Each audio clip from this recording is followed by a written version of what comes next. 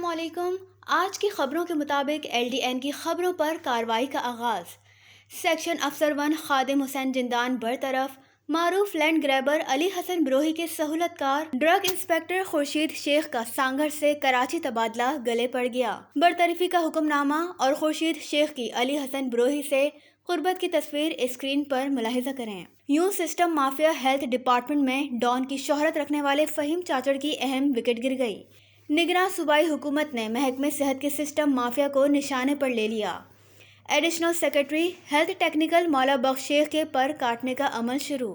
Drug inspectors کے اختیارات واپس لے کر AS یعقوب منگریو کو دے دیے گئے۔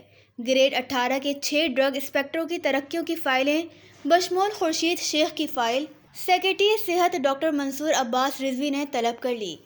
Army chief general Syed Asim Munir کی واضح ہدایت کے باوجود زمینوں پر قبضہ سہولت کار محکمہ صحت کے ڈرگ انسپکٹر خورشید شیخ کے خلاف ایڈمنسٹریٹو اور کرمنل کارروائی کا امکان۔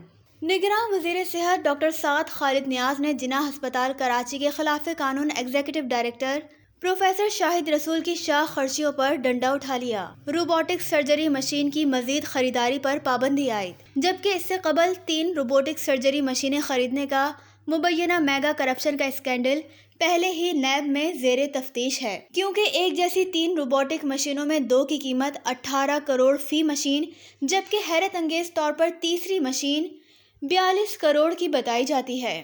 سندھ سروسز ہسپتال کراچی ڈاکٹر روت کے ایمفاؤز سول ہسپتال کراچی میں کرپشن، لاقانونیت اور سنگین بے قاعدگیوں کا نگراں حکومت میں جاری رہنا آرمی چیف کی واضح پالیسی کے برعکس بہت بڑا سوالیہ نشان ہے۔